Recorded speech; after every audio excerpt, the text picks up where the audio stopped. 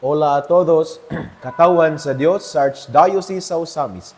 Sa ngalan sa tong kalahuron nga Arsobispo, si Archbishop Martin Sarmiento Humuadidi, ug sa kahugpungan sa tibuok kaparian dinhi sa lokal nga simbahan sa Osamis, kini si Reverend Father Eman Pudyutan ang maghatod kaninyo sa atong pagpamalandong bahin sa Ebanghelyo karong adlaw.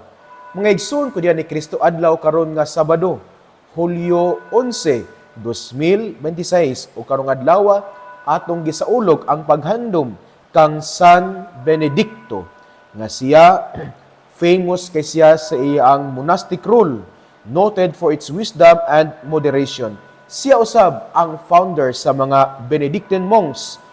Siya nagtukod siya matod sa istorya, nagtukod siya og 12 ka monasteries nga including ang famous nga Monte Cassino. He was considered, si San Benedicto, he was considered as the father, as the patriarch of Western monasticism. Siya usab ang patron sa Europa. Kani ang iyang monastic role, famous kayo tungod kay halos sa mga monastic communities naga follow og ilang gihimo isip usa ka reference sa ilang pagpuyo sa kinabuhi. Dili lang ang mga monghe nga mga Benediktino, apil na usab ang uban nga nag-refer sila sa monastic rule nga gihimo ni San Benedicto. Busa sa itong mga igsuon nga mga Benedictine monks, happy fiesta sa inyo ang patron nga si San Benedicto. Mga igsuon, karon dayon sa adlaw nga Sabado, akong pagtimbaya sa tanan nga naminaw karon mag-amping deta ha kay ulan-ulan na karong panahona, uso na kayo ang mga kanang masubawan, uso na usab kayo ang mahilantan sa punon ubhon. Busa mag-amping gyud ta, inom ta og daghang tubig, and then at the same time inom pud ta og mga vitamins. Unya sa tanan usab magdala pud ta og mga payong. Ilabi na ang mga estudyante nato nga mga eskwela, muulan man or muinit, magdala gyud og payong. Kay ang payong pangontra man pod sa init, pangontra usab sa ulan. Musa kanatong tanan mag-amping gayud ta sa tuang lawas, ilabi na niining panahona nga ting-ulan na gumikan sa kining bagyo nga Inday. Ako dayo sab gyud nga kaning pasalamat sanglit nahuman na ang ika-132 nga CBCP Plenary Assembly nga gi-host sa tuang Archdiocese sa mga tawo ngadto sa mga tawo nga naglihok nini, sa tanan nga nag-ampo. Salamat dahil kayo sa inyong mga pag-ampo ug sa inyo ang suporta. Pasalamat po ta sa ato ang provincial government nga gipanguluhan sa ato ang very hardworking governor si Attorney Henry S. Waminal ug sa tanan nga mga opisyales sa atong tulo ka congressmen, si Honorable Jason Almonte sa 1st District, si Honorable Sancho Fernando Ando Waminal sa 2nd District, o kang Honorable Henry F. Waminal Jr. nga mao ang representative sa Pinoy Party List. Asenso Pinoy Party List. Sa tanan nga mga mayores, sa tanan nga mga LGU, salamat kayo sa inyong suporta, salamat kayo sa nindot kayo nga kooperasyon sa simbahan o sa gobyerno. Pasalamat dayo usab sa tanan nga mga PPC, sa tanan nga mga Finance Council, sa tanan nga mga Parish Mission Team or Parish Evangelization Team, sa kahago usab, sa pagpasabot, sa 75 years, o sa pagpaningkamot nilang pagtabang nga makakontribute gyud ta sa atoang nga gipangandaman nga humana ang ika-132 nga CBCP Plenary Assembly of the Philippines. Nga igsuon, nining adlaw nga Sabado, arita sa tong ebanghelyo nga atong pagakutloon sumala sa ebanghelyo ni San Mateo. Si Jesus mingon sa iyang mga tinun-an, walay tinun-an nga labaw sa iyang magtutudlo ug walay ulipon nga labaw sa iyang agalon. Busa angayng malipay ang tinun-an kung mahisama siya sa iyang magtutudlo ug ang ulipon mahisama sa iyang agalon. Kung ang pangulo sa panimalay ginganlag Beelzebul, unsa pagkaha kangilad ang ihingalan sa iyang mga sakop. Busa ayaw kamo kahadlok sa mga tawo, walay tinaguan nga dili mahibaw-an ug walay sekreto nga dili mabutyag. Ang gisulti ko kaninyo diha sa ngitngit, kinahanglang isulti ninyo diha sa hayag. Ug kadtong kamuray nakabati, kinahanglang isinggit ninyo digto sa mga atop. Ayaw kamo kahadlok ni adtong mopatay sa lawas, apan dili makapatay sa kalag. Hinunua, kahadlukin ninyo ang Dios nga makalaglag sa lawas ug sa kalag digto sa impyerno. Sa usa ka dako makapalit kamo og duha ka langgam nga sayaw, apan bisan pa niana walay usa kanila nga mahulog sa yuta kun walay pagtugot sa inyong amahan. Ug bahin kaninyo bisan gani ang tanang buhok sa inyong ulo giihap. Busa ayaw kamo kahadlok kay labaw pa kamo kaayog bili kaysa mga sayaw. Ang muangkon atubangan sa mga tawo nga si Akua, ang kunon ko usab atubangan sa akong amahan didto sa langit. Apan ang dili muangkon nga si Akua, dili ko usab ang kunon atubangan sa akong amahan didto sa langit. Mga igsuon, ang ebanghelyo sa Ginoo. Daygon ikaw o Kristo. Nga igsuon, ining adlaw nga Sabado, Hulyo 11, 2026, fiesta ni San Benedicto.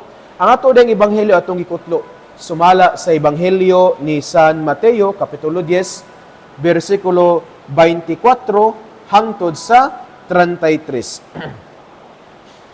Diin nagpahinumdom kanato snining duha ka mga punto.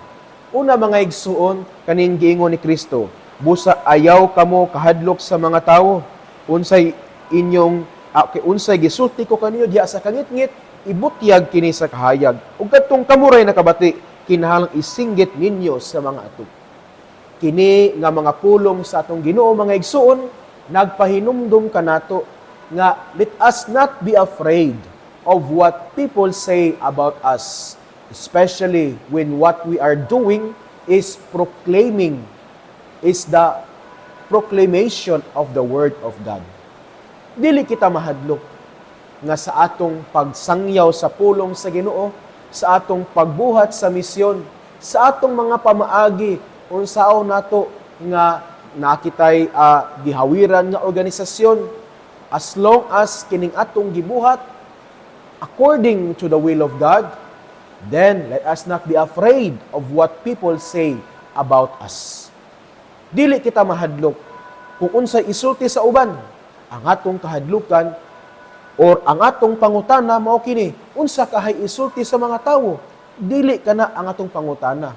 Dili kita mangutana kung unsa isulti sa mga tawo. Ang atong pangutana mao, unsa kahay isulti sa Ginoo niining akong gibuhat. Because at the end, ang muhusga nato, ang mahimo atong husgado, ang muhusgar nato, dili man ang tawo nga ana ay komentaryo sa imo ang gibuhat sa misyon. Ang husgar kanato mauman ang Dios.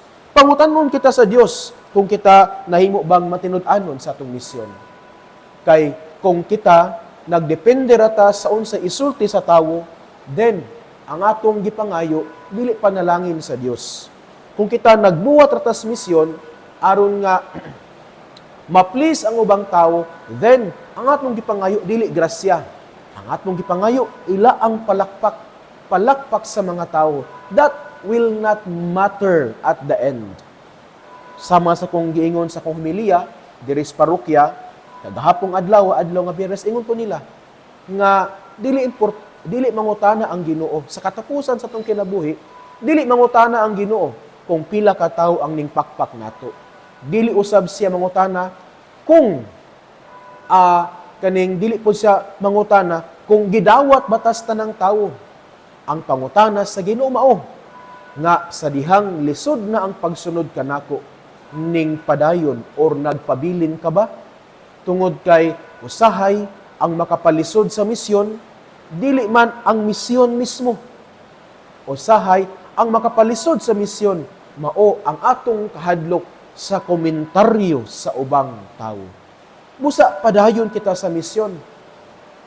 It's okay that people will say something because people will always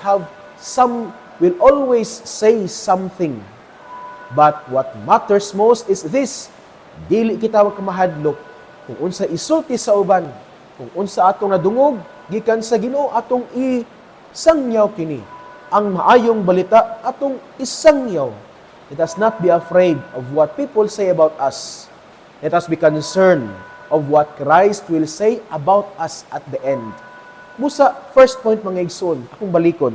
Sa diyang si Kristo mingon, ayaw kamo kahadlok sa mga tao. Kinahanglan ninyong isulti sa hayag kung unsa inyong nadungog sa ngit-ngit. Ug unsa inyong nadungog, ug katong kamuray nakadungog or nakabati, kinahanglan isinggit sa atok, meaning to say, nga kita, ang atong concern, dili unsa isulti sa ubang tao. Ang atong concern, unsa ka isulti sa Ginoo, diya sa atong pagbuhat sa misyon. Second point, mga igsuon, nindot kaayo sa atong ebanghelyo. Sa diyang mingon ang atong Ginoo, ang muangkon ato sa mga tao nga atubangan sa mga tao nga siya ko, ang kunon ko sab sa atubangan sa kong Amahan dito sa langit. Apan ang dili mo angkon nga siya ako, dili ko usab ang kunon atubangan sa kong Amahan dito sa langit. This reminds us that let us not be afraid or let us not be ashamed of proclaiming Christ in the midst of the world. Dili kita maulaw nga muangkon nga kita Katoliko. Dili kita maulaw nga muangkon nga ang atong agalon si Kristo. Kay at the end of our lives, basin ang handlok nga pulong atong madunggan, mao ang pulong ni Jesus nga nag-ingon, nganong gikaulaw mo man ako, nga wala man tika gikaulaw. Nganong nganong gilimod mo man ako, nga wala man intawon tika gilimod. Ako ang Dios, maayo kayo sa imong kinabuhi, pero nganong gikaulaw mo man ako. Let us not be ashamed na kita Kristiyanos. Busa, praktikal na ko nga hagit sa tanan. Kung ana kita sa mga public places, then, dili na to ikaulaw nga kita iya ni Kristo. Before ta mangaon, kung nakita sa mga public nga mga restaurant, pray. Invite ang imong mga kauban nga mag-ampo ta. Nga mag-ampo nga tinarong. Then, kana one way of showing to the world nga wala na to gikaulaw o wala na to gilimod si Kristo. Kay ang mas hadlok, dili nga ilimod kita sa kalibutan. Ang mas hadlok, kung ilimod kita sa Dios sa katapusan. Mga igsoon, din yan nalakukutob sa akong pamalandong. Duha ka puntos akong gipaambit. Una, let us not be afraid of what people will say about us. Rather, let us be concerned of what Christ will say about us in the end. Second point, let us not be ashamed to show to the world that we are of Christ.